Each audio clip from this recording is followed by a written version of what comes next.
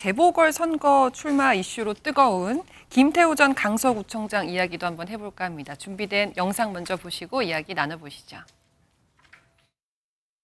강서구청장 후보는 안 낼 이유가 없다고 생각합니다. 의원님도. 공익제보가 과연 그렇게 심할 정도로 처벌되는 게 마땅한가.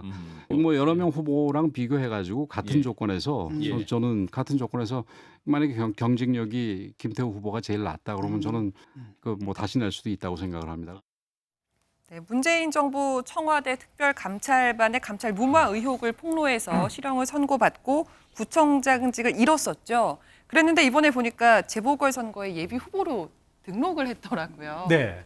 보니까 바로 등록을 해서 저는 네. 사실 저 함의가 좀 뭘까 생각해 보면은 김태우 전 구청장이 좀 먼저 지르고 나가는 것 같아요. 그러니까 나 퇴로가 없다. 예. 나 예비 후보 등록해서 할 테니까 날 공천 달라. 이렇게 지금 하는 것 같아요. 그런데 그 SNS에도 본인이 얘기했죠.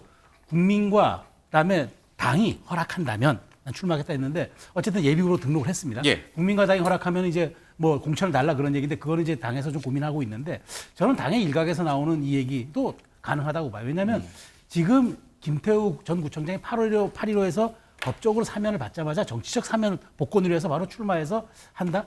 여기에 대해서 조금 논란이 있을 수 있기 때문에 한 6, 7개월 정도 지나서 총선에 출마하는 방안. 지금 강서에 가불병이 3개가 있기 때문에 거기에서 하나를 맡아서 출마하는 방안도 저는 할 수 있다고 봐요. 그런데 저는 어쨌든 그 국민의힘이 공천을 안 하고 그다음에 김태우 전 구청장이 말하자면은 무소속 후보로 출마하고 예. 이런 식으로 가는 것은 올바른 방향이 아니라고 보고 정말 하려고 그러면은 정식으로 공천을 해서 정치적 복권시켜 가능성을 한번 타진해 보고 그다음에 그렇게 정면 돌파해서 수도권 선거에 대한 바로미터도 한번 점검해 보는 것. 예. 그게 저는 공당의 자세이고 여당의 그런 덕목이라고 생각을 하고요. 만일 한다 그러면은 저는 어쨌든 김태우 전 구청장은 무소속으로 하는 게 아니라 당이 공천을 줘서 하든가 아니면은 다른 사람을 정식으로 공천을 하고 아니면은 총선에 김태우 전 구청장 출마시켜서 한번 다시 명예회복을 받아보게 하는 그런 방안이 맞지. 지금 일각에서 나오는 무공천한다. 그리고 그다음에 김태우 전 구청장을 무소속으로 출마시킨다. 이런 부분들은 저는 제가 보기에 조금 전략적으로 온당한 건 아니라고 생각합니다.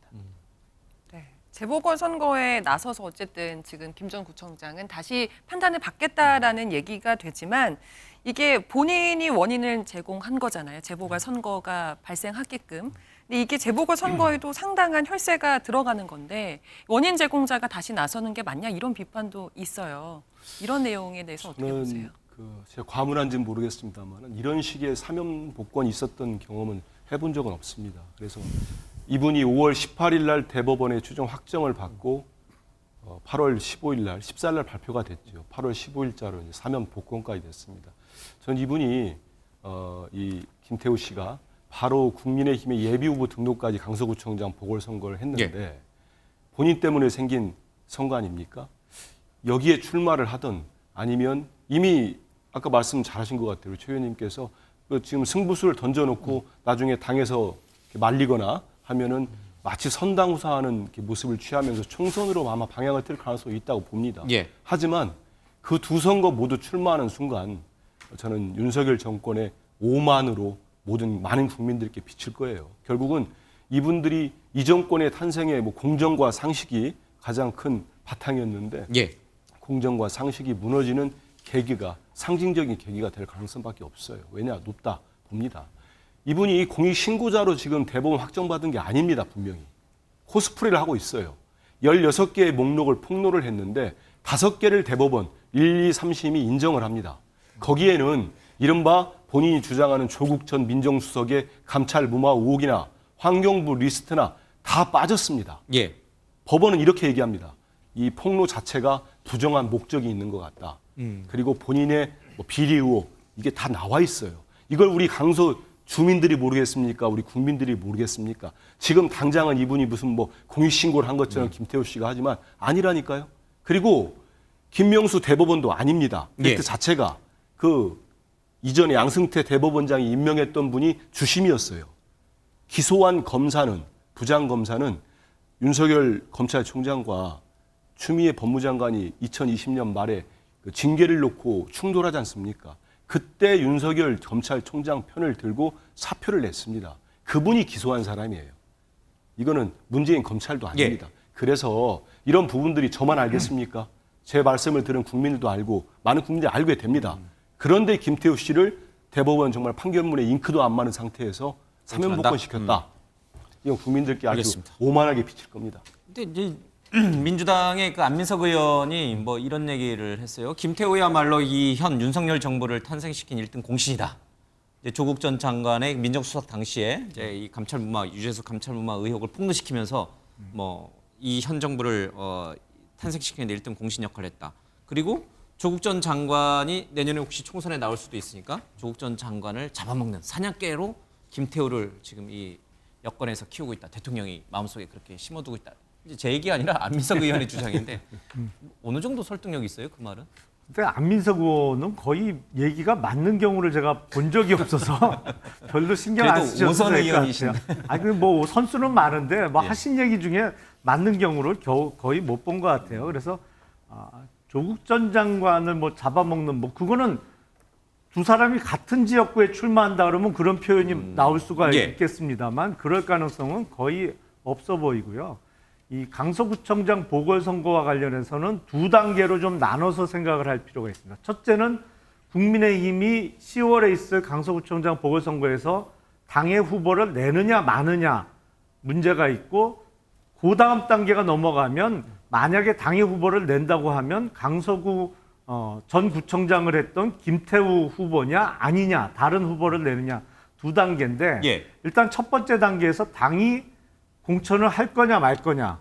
지금 당의 지도부는 원인 제공한 당으로서 공천을 안 할 수 있다라는 당원 당규를 근거로 해서 공천을 안 하는 게 지금까지의 기류였습니다. 근데 저는 그 기류는 아마 맞지 않을 것 같아요. 왜냐하면 당에서 공천을 안 한다는 것은 뭐 성추행이라든지 뇌물 사건 등 지탄을 받는 잘못을 저질러서 보궐선거를 원인 제공한 경우에 당이 국민께 사죄의 의미로 공천을 안 하는 예. 거잖아요.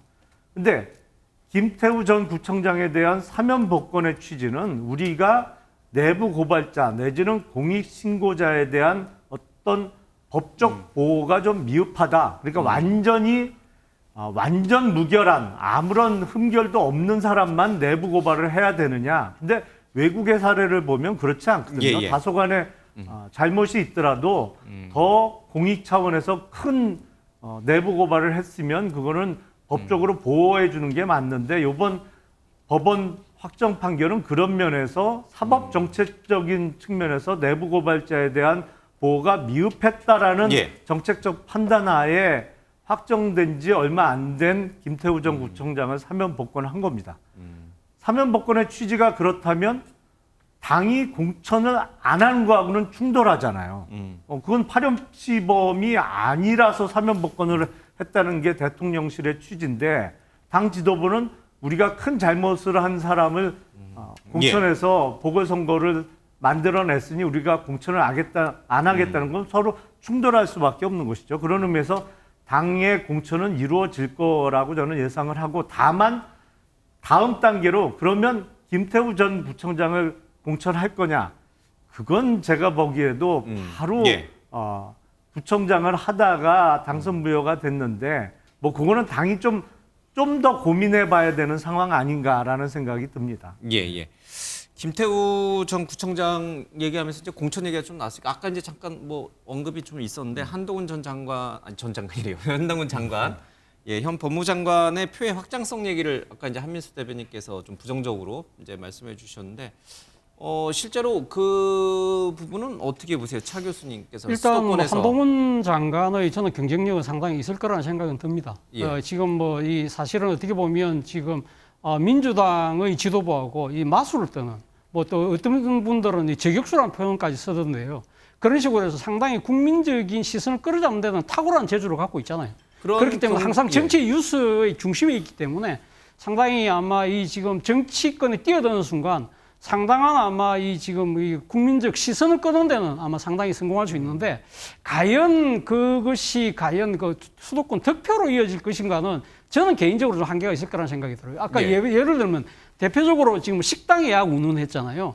사실은 어떻게 보면 그런 식으로 만약에 그 한동훈 장관이 그런 표현을 했을 때 예. 그럼 이렇게 반론할 수 있는 거예요. 그럼 한동훈 장관은 식당 주인이냐?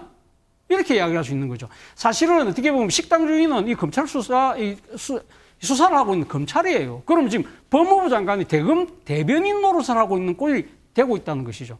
그러면 사실은 어떻게 보면 법무부 장관은 사실은 이 지금 구체적인 사건에 대해서는 검찰총장을 통해서만 지휘 감독하도록 되어 있어요.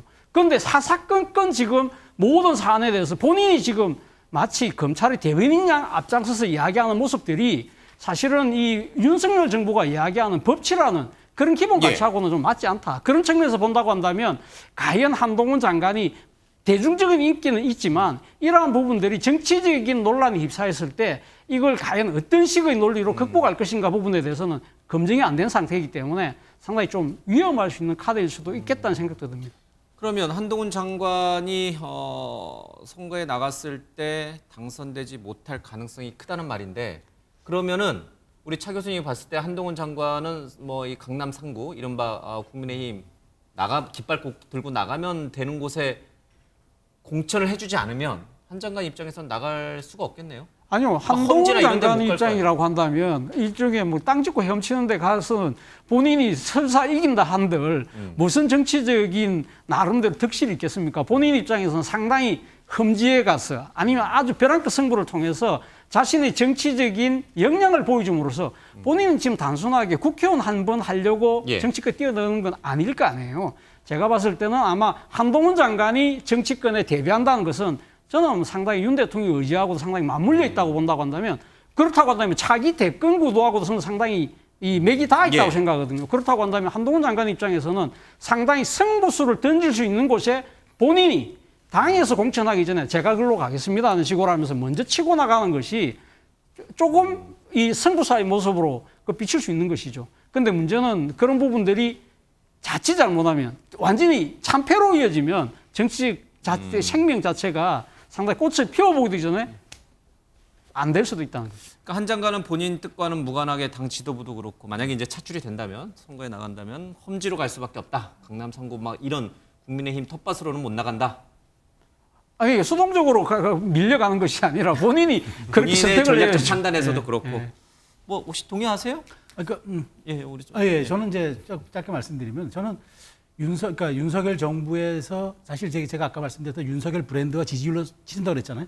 좀 그렇다면 원희룡, 한동훈, 윤석열 정부의 스타 장관들이 저는 앞장서서 평가받는 게 좀 맞다고 봐요. 험지로 가라? 그러니까 험지라기보다는 제가 보기 상징성 있는 곳으로 가야죠. 예컨대 민주당의 거물이 있다든가 물론 그게 이제 어느 지역인지는 당이 전략적으로 고려해야 되겠지만 단순히 험지가 아니라 한동훈 장관이나 원희룡 장관이 갔을 때에서 상징성 그것이 갖고 있는 정치적인 파급 효과, 영향력 이런 거 맞물려서 고민해야 할 거라고 저는 봐요. 네.